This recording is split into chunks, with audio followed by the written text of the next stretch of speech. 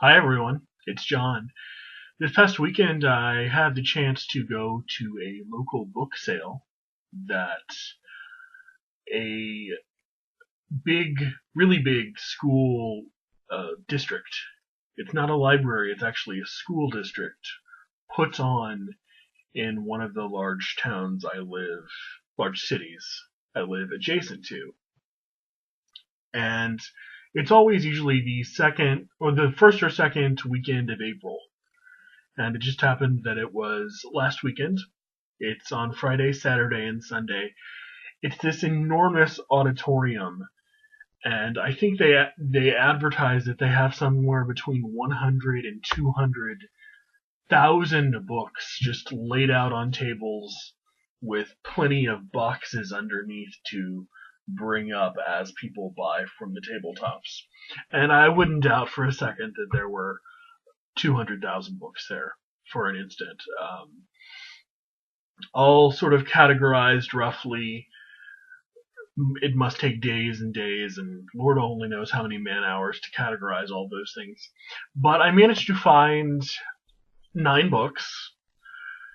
It's a little vertigo-inducing walking around in there because it sounds like somewhere you'd want to spend a lot of time, but even on Friday when it's not full, it's a lot to look at, and there's a lot of sort of craning your neck downward to look at the tables and the titles.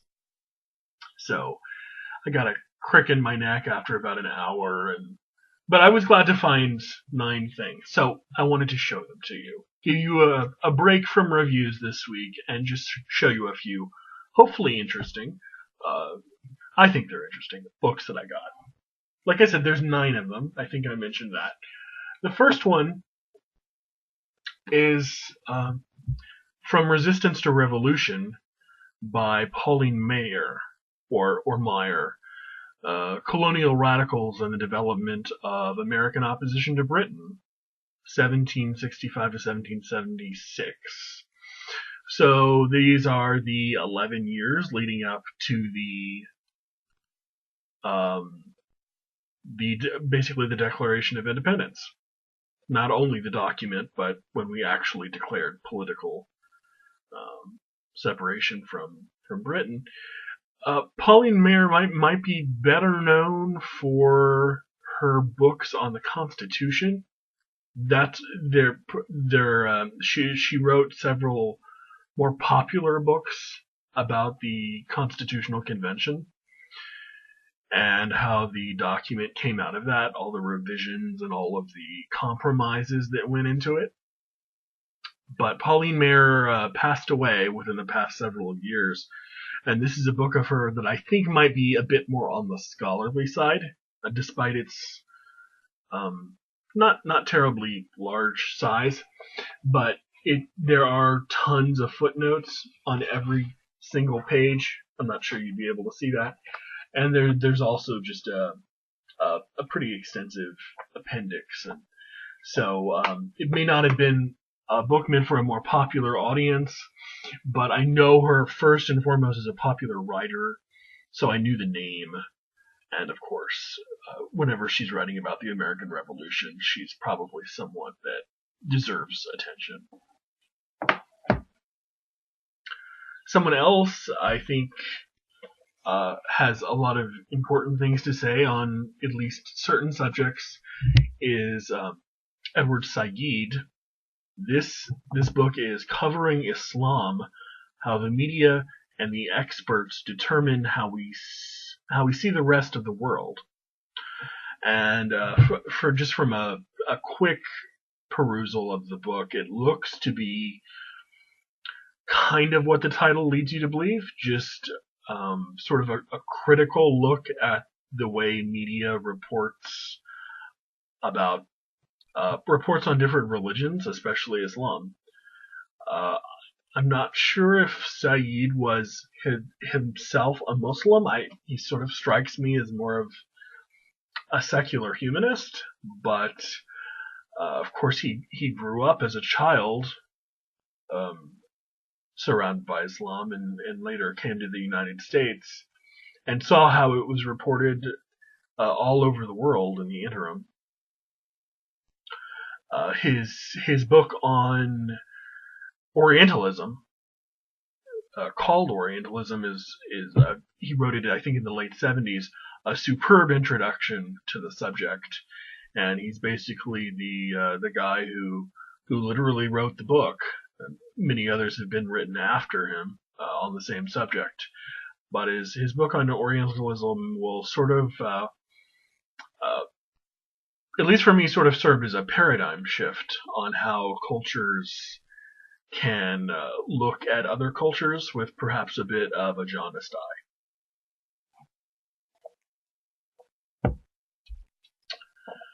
Next up is a book by Jacob Bronowski. Bronowski. I always say Bronowski. It's Bronowski. And it is The Origins of Knowledge and Imagination. This is one version of the book by Bronowski which has this same title. This is the shorter version. It is a series of 6 lectures called the Mrs. Hepzibah Ellie Sidleyman Memorial Lectures. So, from the title of the lectures, which I'll just quickly read off to you, it's The Mind is an Instrument for Understanding, The Evolution and Power of Symbolic Language, Knowledge as Algorithm and as Metaphor, The Laws of Nature and the Nature of Laws, Error, Progress, and the Concept of Time, and Law and Individual Responsibility. It seems to be largely about the power of symbolic language and harnessing that in the history of human consciousness, how we think, how we produce culture. That's my best guess for now. Reading the 6 titles of the lectures and reading the back. Bronowski is supposed to have been really one of the most impressive polymaths of the 20th century. He wrote a book called The Ascent of Man back in the 60s or 70s. I think that's the title of it. It was pretty popular. I never read it, but I knew the name, so it jumped out at me. Next up is a work of fiction by John Cheever called Bullet Park. It is one of the longer pieces of fiction that he wrote. He wrote several novels. John Cheever is mostly known, I think, today as a short story writer, but this is more like well, I guess at over 200 pages you really can't call it a novella anymore, but a very short novel. And, of course, you recognize John Cheever's name. I knew I certainly didn't have this, so I decided to grab this. Next up, looks like it might be, looks like it's probably a first edition of this thing. I doubt it is. I haven't looked.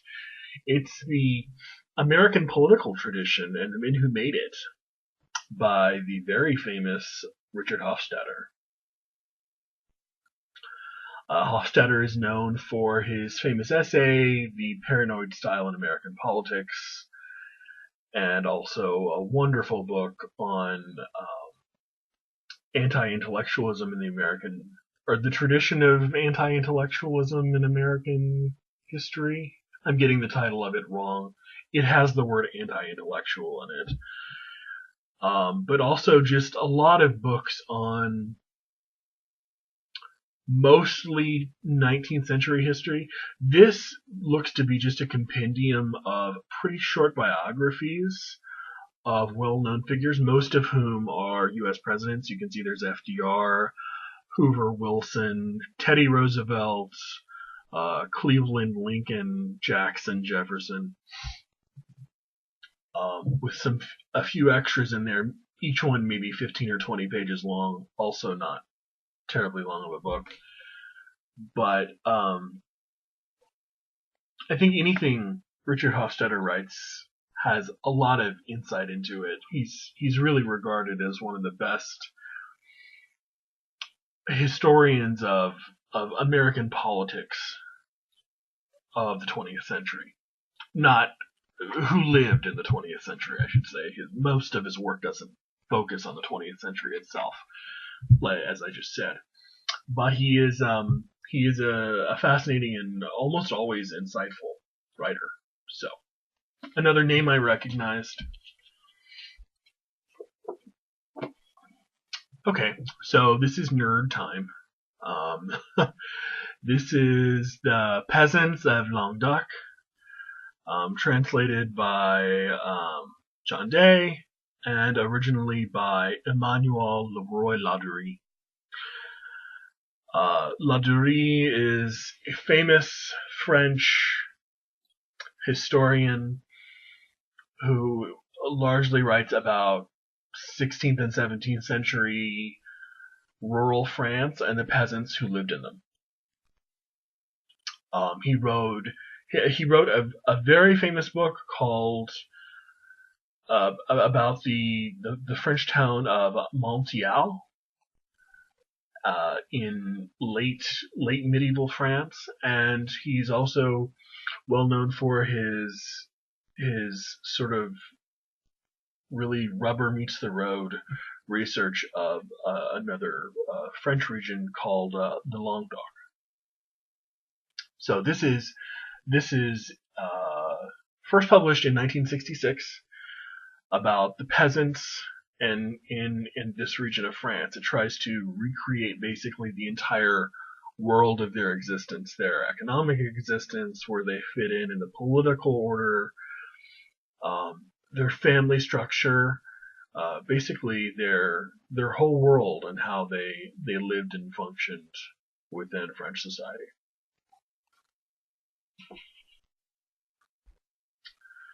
Another somewhat nerdy specialist book that when I review I'm sure will get maybe 10 views. This is Writing Culture, The Poetics and Politics of Ethnography by it's edited. It's edited by Clifford James and Georgie Marcus. Clifford James and Georgie Marcus are both towering figures in anthropology and especially ethnography. This is a collection of writing. I just noticed that there are two blurbs on the back by names you might recognize: Hayden White, who is a cultural theorist, and Stephen Greenblatt, who is a famous Shakespeare scholar and also just generally a scholar of 16th and 17th century English literature. This is, let's see, are there any names in here? Okay, so there's one essay by Clifford himself, and there's another essay by Marcus, and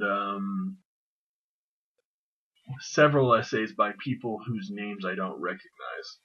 I'm not really into anthropology, so I don't know a lot of the names, but I do recognize the better known ones, and Clifford and Marcus are two of the most certainly well recognized famous ones. So I picked this up. 2 more to go.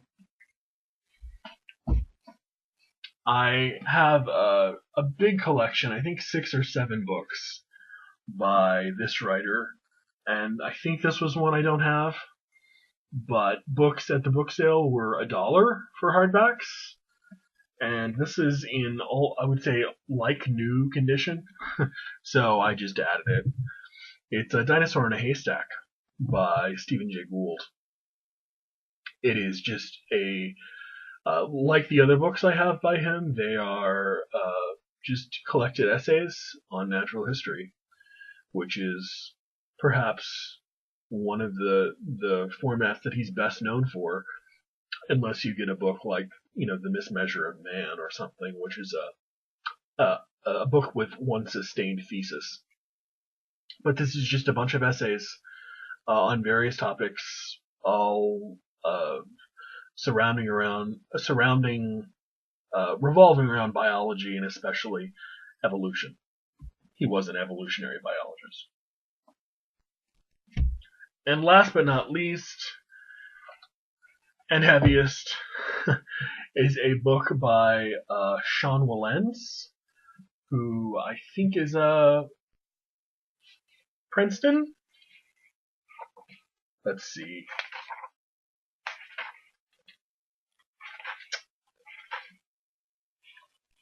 Princeton or Yale, I forget. This is a hardback that obviously at one time had a dust jacket. It lost it in the process. I never got to see it. But there you go. It's The Rise of American Democracy. There you go. By Sean Wilentz.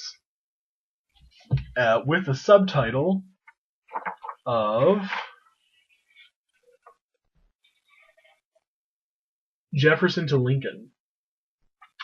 So sort of like with the Richard Hofstadter earlier, this is looking at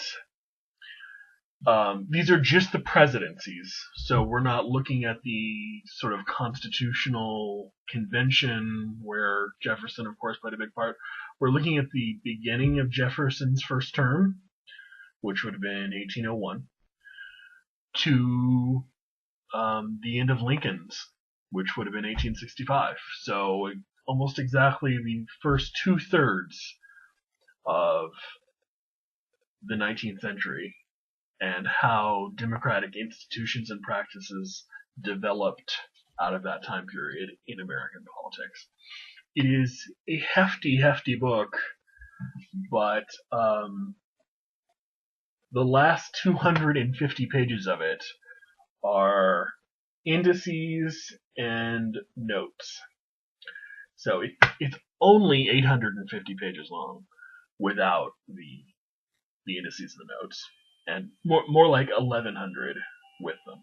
So once I get some light reading time, I will indulge that. That's all I got. Those are my 9 books. If you've read any of them or are curious about any of them, let me know, and we can have a little discussion down below. I will see you next week. Bye.